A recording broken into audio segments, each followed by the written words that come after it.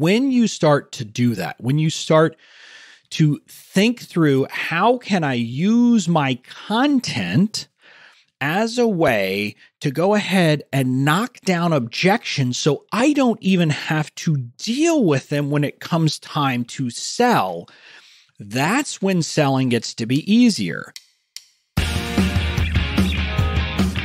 Welcome to the Online Genius Podcast, where host and renegade-thinking beer-brewing lawyer turned online entrepreneur Bobby Klinck proves that building and protecting your online genius doesn't have to be rocket science. Bobby and his expert guests break down online marketing and the legal stuff so you can stop sweating the small stuff and get back to building your amazing business.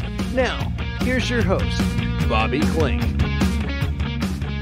Hey there, welcome to episode 115 of the Online Genius Podcast. I'm your host, Bobby Klinck, and I'm excited for this episode. It's episode 115. That's just crazy to me. But more importantly, the 2-year anniversary of when I launched the podcast was a couple of days ago. I think it was actually last week, but it was after last week's main episode, but I guess before the Foundation's Friday. And that's pretty cool in my book. The notion that I've been creating this podcast for over 2 years now, and I have actually had at least one podcast episode a week every single week since I launched. That's pretty amazing. And nowadays, of course, I'm doing the 2 episodes a week. And so I thought what would be good is to actually do an episode that talks about, and it's going to be kind of meta, talking about how this podcast plays a role in my business. So it's a podcast about the role of a podcast in my business, which is kind of cool and kind of weird and kind of inception-y all at the same time. But I mean, I know without question that this podcast has played a major role in my business and in my growth. And I know that having a consistent strategy, a content strategy, and actually doing it the right way, which is something that I've had to grow into, but actually doing it the right way and not just randomly putting out content has also been a key to making it so valuable to my business. So I'm actually doing a workshop later this week on Friday, December 13th, where I'm going to be talking about how to create a content strategy and map out all of your content for 2020. So the idea is going to be, let's set a basic strategy, but then let's map out the content for an entire year. And let's do it in the context of getting the most bang for your buck when you are, kind of using your content as part of your promo schedule and the other things. So it's not just content strategy generally. It's going to be talking about how to set a general content strategy, but then also how to make it the most valuable possible by doing things like creating content in the lead up to a launch if you're doing a launch, or in the lead up to other, sales and things like that and promo periods, and how to time things and how to figure out how to sequence things to make your content something that drives your business forward. So if you want to join me for that workshop, it's a paid workshop, but it's not going to break the bank. You can head over to bobbyklinck.com/December 2019 workshop. Again, bobbyklinck.com/December 2019 workshop. Head over there, you get all the details, and you can get signed up. And, we will get you during that 2-hour workshop, which again, if you've never been, this is the second time I'm doing these one-on-one workshops. It's not a sales pitch. It is all value, all information. You're just going to get training for somewhere between an hour and a half and 2 hours to really kind of get it to the point that you have your content nailed down for 2020. So with that, I want to dive in to this episode. And before I get to kind of where the content fits in and how it's important and all those things, I want to do a quick review of what I call my fans framework. I've talked about this before. It's the backbone of my Fans First Society, but more importantly, my view is it's how I do business. It's how I approach business. and I share it freely. The concept of the fans framework is that at the end of the day, what we need to be doing to build an online business is pretty simple, and it's 4 phases. It's find, attract, nurture, and serve your ideal audience and turn them into true fans and turn them into basically raving fans. So when you look at what other people are doing, like the thought leaders that we all know and love and that are killing it and have been in this business for a long time, they're doing this. They don't always call it this. Most of them don't. But when you look at what they're actually doing, this is a big part of their success. And it's how I run my business. And so I share that with you. And a quick rundown. The find phase is about you finding your fans and understanding them. So it's about basically the piece of just getting to know your audience. I've talked about this a lot. The very first Foundations Friday episode I did, I think it was back on October like 25th or thereabouts, was all about the importance of this. And my first workshop was all about the find phase, and people were going nuts and saying it was crazy valuable. So I did that because I think that's a hugely valuable piece. So it's you find them physically, where are they? And by physically, I mean in the online space, but also then you get to know them. You understand them. You get to know what they want, what they need, what their challenges are, and what language they use. And a couple episodes back, I did an episode about survey funnels. Well, survey funnels are a way to do that as well. That's kind of an advanced part of the find stage. Then after that, I mean, that's all kind of the internal work. And then everything else is about your interactions with people. So the attract phase is getting people into your world. The nurture phase is taking people once they're into your world and taking them from basically kind of, generally kind of cold leads. And I don't like talking about people as leads, but I don't have a better way to say it. But taking them from cold leads to someone who, number one, is a raving fan, but also number two, is ready to buy whatever product it is that you have. And you're not doing it in a sales way, but it's where you knock down objections, you knock down obstacles, you help them overcome the things that would prevent them from being able to buy from you. And then the S is to serve. And here serve has a couple of components. One is the sales process, and then after that is the over delivery. Basically over deliver in your product, give them an experience that makes them, become raving fans, even more cements them as raving fans. So that's the fans framework. And I wanted to give you that brief overview because the content that you create should fit in to 3 of the 4 stages. And this is one of the few pieces of everything that we do that actually fits in all those places. So the content is part of the attract, the nurture, and the serve if you're doing it right. And so it's not necessarily the bedrock of all of those, but it plays a role and it helps with all of those processes or all those phases. And so because of that, I wanted you to get the sense that having content on a regular basis is important, but also having a plan and being intentional about it is important. And what I'll tell you is that for a long time, I was not intentional about things. For a long time, this podcast was only maybe about the attract phase. I wasn't doing anything to actually use it to nurture people, to serve them, etc. And so that's part of the reason I wanted to do this, is to help you understand how you can use your content in a very intentional way to serve multiple parts of a kind of customer journey of someone coming into your world and then ultimately buying from you. So I'm going to take it through each phase and talk about how it fits in. So let's talk about the attract phase. The attract phase is the obvious place where my podcast plays a role and where your content will play a role.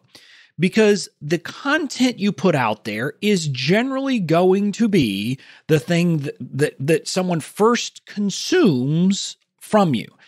It could be that they hear about you from word of mouth. It could be that they're searching for something and you have some good SEO. It could be that you're on someone else's podcast and you mention your podcast, so they give it a listen. It could come a bunch of different ways, but the notion is that oftentimes your content, whatever it is going to be something that happens very early in your potential customer's journey with you. It will be either the first touch point or one of the early touch points. And so it is your first impression. It is where people find you. It's where people, say, okay, who's this Bobby guy? And do I want to kind of go further on this journey with him or not? So in a sense, that's the role of it. Now, so that obviously makes you understand that it needs to be good. You need to be putting out good content so that people will want to stay on the journey. But more importantly, if you're not creating content, it's very hard for people to go on a journey with you, because if you're not creating content, in a sense, the first touch point people will have with you is if you say, here's my freebie, grab it. And some of them will, but other people will be like, I don't know if I want to grab a freebie from someone. There's no content. And I'll tell you candidly, the people who are not putting out content where I go and grab a freebie from them, I tend to grab a freebie and then either immediately unsubscribe from their list or just drag their list over to spam and never look at it again. Because the reality is I don't have a connection with them. I just wanted the freebie. That's the only reason I wanted them. Whereas if people here, kind of come into your world first through content, they get to know you. And so they get this kind of immediate hit of know, like, and trust. And I want to be clear. Some people aren't going to like you, and that's okay. Some people, I'm sure, don't like this podcast. Maybe they don't like my voice. I don't know. Maybe they don't like the way I go about it. Maybe they don't like the stuff I talk about on this podcast. Maybe they wish that I was teaching them to be more salesy. I don't know. I'm sure there are people who listen to this podcast once and say, nope, not interested. I'm out of here. But what I'll tell you is there are also people who find the podcast because someone mentioned it, or they see me in a group and they hear that I have a podcast, like, oh, let me give it a listen. Because if you think about it, it's kind of a no commitment thing, right? Someone can listen to your content or read your blog or watch a video from you, and they don't even have to give anything. They don't have to give an email address or a name or anything. They can just kind of dabble and see if they like it or not.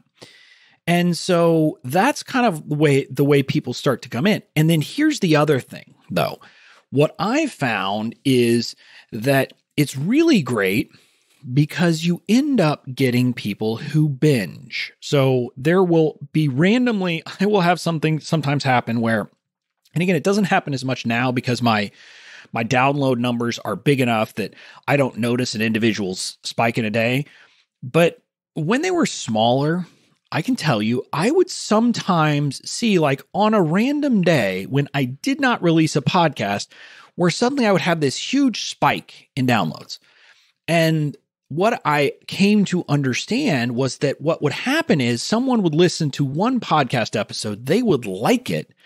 And so then they would go back and they would, go back and basically then, listen to 20, 30, 40 episodes. They probably didn't listen to them all then, but they would download a bunch.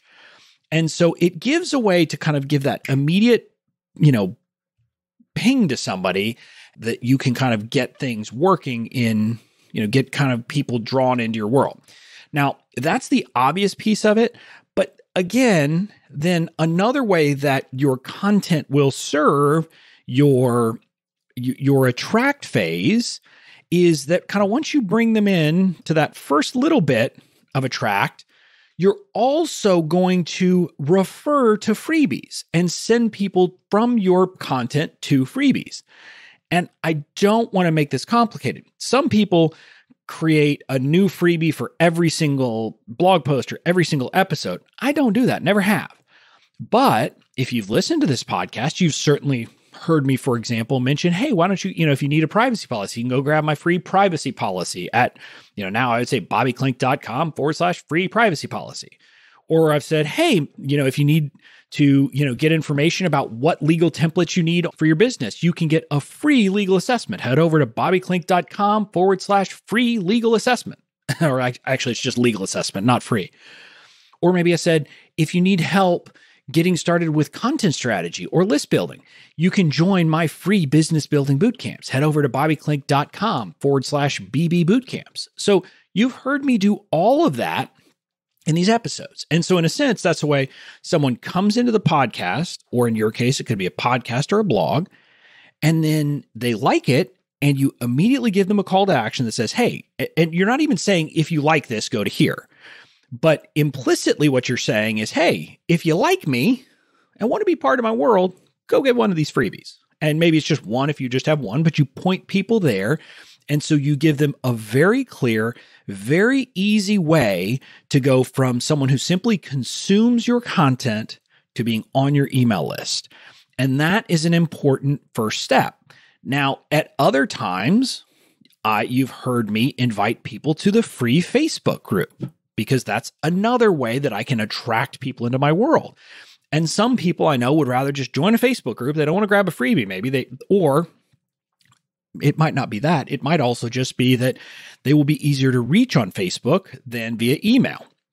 Because let's say they don't read their email. They have an assistant who scans all their email. And so all of the things like emails don't even get to their desk.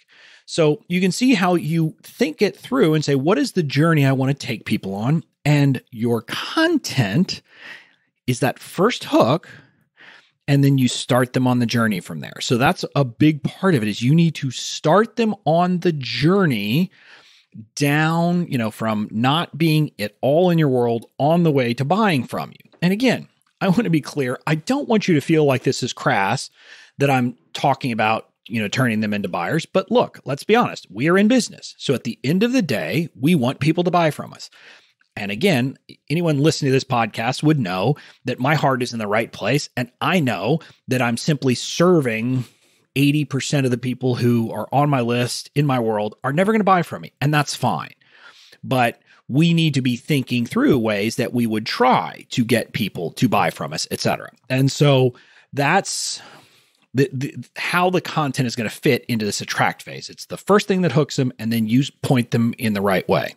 But your content, and in my case, my podcast, is also a very important part of nurturing my leads. And this is something that I was not doing well before. Now, there are different levels of this. I think anytime you're creating good content, in some sense, you are nurturing your leads, right? Because you are providing information that they like for free, which makes them know, like, and trust you. So to some extent, anytime you're creating content, you are naturally going to be nurturing the people who are already in your world. And again, your content will be something that is a reason to email your list. Now, I do want to stop here for a second, because one of the big differences between me and other people in the space, most people are saying that you nurture with content. I disagree with that. Now, content is important to the nurture process, but I believe the nurture process is not as much about the content, and it's more about you. And I mean that literally. In my case, it's more about me. My nurturing my leads is more about getting them to know, like, and trust me. So it's a very personal thing about letting them into my world. That's why my emails almost always start with a story of some sort. Sometimes a story that makes me look like an idiot, sometimes a story that makes me look like a superhero. But the point is that I'm letting people get to know me, Bobby the person, not just Bobby the marketer. And so that's important. But even though that is the case, my weekly content was the thing that got me emailing my list every week. And in my experience, there are very few entrepreneurs who will regularly email their list if they are not putting out regular content. So that's why, even though the content in and of itself isn't, in a lot of ways, to me, the most important part of the nurturing, it is. Because if you don't do it, you're probably not going to nurture your list. And so that's a point I want to make. But I want to go deeper here, because beyond simply, having me as an authority and being good content, which people will like, which will naturally lead to some nurturing, I have started to do things and plan my content in ways that make it much more strategic in nurturing people. And again, not strategic in a bad way where I'm trying gimmicks or anything like that, but in thinking through how can I use my content to knock down obstacles and objections that would otherwise prevent people from buying my product. And that's something I want you to really key into. When you start to do that, when you start to think through how can I use my content as a way to go ahead and knock down objections so I don't even have to deal with them when it comes time to sell, that's when selling gets to be easier. And so you can think through, like I'm thinking through this process, not just with content. I try to do everything I do. I really want to knock down objections and obstacles, but I'm doing it more and more with my content. Now you'll notice that, for example, my Foundations Fridays episodes are often meant to knock down what I have experienced as an objection, an obstacle, a mindset, thing that I need to shift in people, in my view, to kind of move forward as an entrepreneur. And it's not just to buy my product. I'm viewing these things as these are things that just need to be fixed, period. And so I want to help people fix them. And of course, it often does come in the context of, getting them over that issue will help them to eventually be able to buy my product because they need to get past these problems to have any chance of buying my product or any other product. And so that's kind of how I view it. But you can think of these things as what are the skills or qualifications that your people need to have to take the next step. And think through, can you create content for that? So that's kind of how I use it. You've noticed me talk about things like getting to know your people, basically getting people to educate them about how to start doing these things. And so I'm viewing my content in very strategic ways to do that, to really kind of move people along in the journey and not simply be content that's just kind of, out there on various topics. So that's the part of the piece here. Now, there's another thing you can do, which you get people who've bought your products to feel like insiders. You drop little hints, like you'll say, I might say things like, members of my Fans First Society already know this before I teach something on a podcast. So that kind of makes the people who've already bought from you feel like, hey, they're part of a club, which you want to happen. You want people to have that, ooh, I'm part of the in crowd here. Everybody wants that. So in a sense, it's a way to nurture people who've already bought from you to continue to fall even more in love with you, to feel even more attracted towards, your world and wanting to be a part of it. And so that's an important piece too. But last, I wanted to talk about how my podcast content is an important part of how I serve and sell. And it's should be for you as well. And you may not have noticed it already, but I've already done that a few different times in this podcast. I've already done things in this podcast which are part of serving and selling. And I want to talk about how I do that. I seed my products. I talk about the Fans First Society. I talk about the Fans Framework, and I say that's what I teach inside the Fans First Society. You may not have picked up on that, but that's a way of basically telling people, hey, I've got this product, and if you're liking what you're hearing here, hey, this is what I teach there. So you kind of get how it's happening. Again, so I'm saying this is a very meta episode where I'm kind of pulling back, breaking down the fourth wall, if you will. But you notice that people who are good with their content, they are seeding their products. And this is why it's important to not have 557 products, because you can't possibly seed 557 products. But if you have a few core products, you can kind of seed them different times. And so, I've seeded a few different things. For example, I seeded the legal templates by talking about my legal assessment. If you need to know what templates you need or what documents you need to get to protect your business, just that little piece has already kind of seeded that, ooh, I might need legal templates. I might need to put agreements in place. And so you can kind of see how this happens in a very subtle way. You're not selling. You're not even doing it. Like literally, oftentimes in my podcast, I will talk about the Fans First Society when it's not available to purchase, when literally you could not buy it from me. But you do that so that people get used to it. People start to understand, et cetera. And this is where being good matters. And this is where you don't want to be in your face, buy my stuff, buy my stuff, buy my stuff, buy my stuff, like some people are. Like there's some podcasts that I listen to, and I know I can literally just skip the last minute because every single time in the last minute, all it is, and if you would like to buy my services, here's how to do that. And, I guess some people would say that, you have them there, you might as well try to sell them. But my thing is, I think for a lot of people, that's a turnoff. But if you simply talk about your products and, do it in a tactful way where you're simply saying like these little seeding of things, like I said, for example, hey, my Fans First Society members know this already, but let me talk to you about that. Again, that is a way of just kind of starting to see the idea, and it helps with the selling. Now, you've also heard me talk about my workshops. And so again, when I'm actively promoting things, my call to action during the podcast, like at the beginning of this podcast, was, hey, go sign up for my workshop. And so like if you were doing a webinar, you would obviously say, go to my webinar. And you would do those things during a launch period for sure.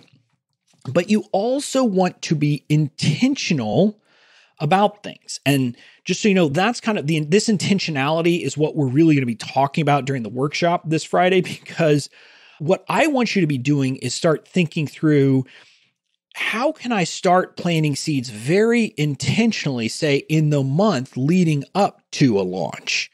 In the weeks leading up to a launch, what should I be doing and how should I be doing it to really maximize things? And so when you start doing that level of work, that's when it kind of becomes truly, hugely important, and your content can really fuel things. I'm just going to make a little thing that you may or may not have noticed during this discussion. If you've been on or listening to my podcast for a while now, you might have noticed that the last 2 Foundations Friday episodes were about content. Hey, you know what? I've got a workshop about content this week. I wonder if that was intentional. And of course, this episode is about content. And of course, we have that workshop this Friday about content. So again, like I said, I'm probably doing something that most marketers would say I should not do by being very upfront and explaining I'm doing this as part of, my sales process, but I am.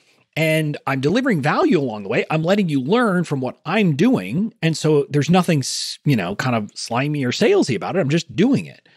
But you should be thinking about your content in that same way. And if you do, you can really use your content as a way to kind of naturally invite people to buy from you. Naturally let them know that stuff is coming down the pike so that they know, and you don't then, spring things on them. People don't miss stuff because they haven't heard you talking about it. You basically start to set the table so people are ready to buy from you when you open the door, and then they do actually buy from you. So that's kind of how it all fits together. That's how you can use your content, not just to attract, but to nurture and also to serve. So that's how I'm viewing my podcast these days. That's how I'm viewing, literally, I've got content planned out for months and months to go. I mean, I have a rough sketch for entire 2020 because that's what I'm going to teach people this Friday during the workshop, is how to do that themselves. Let me be clear. I know I'm going to call some audibles along the way. Things are going to happen. I'm like, yeah, I need to scrap that episode and put a new one in. But I have a plan, and I know how things are going to flow based upon a lot of these other things and thinking through how can I get the most out of the attract, the nurturing, and the serving. So that's what I've done, and that's how my content fits into my schedule. Now, if you would like to join me for my workshop this Friday, which, by the way, you can get for $1 by doing a trial for the Fans First Society. You can find out all about that by heading over to bobbyklinck.com/December 2019 workshop. So bobbyklinck.com/December 2019 workshop. You can find out all about it, find out all the details, sign up, get access, and then you'll be able to plan your content and make sure that your content is serving your business in the best way possible. That's it for this episode of the Online Genius Podcast. I will see you again on Friday. Thanks for listening to the Online Genius Podcast. Make sure to tune in next week for more great tips, tricks, and strategies to help you build and protect your online genius.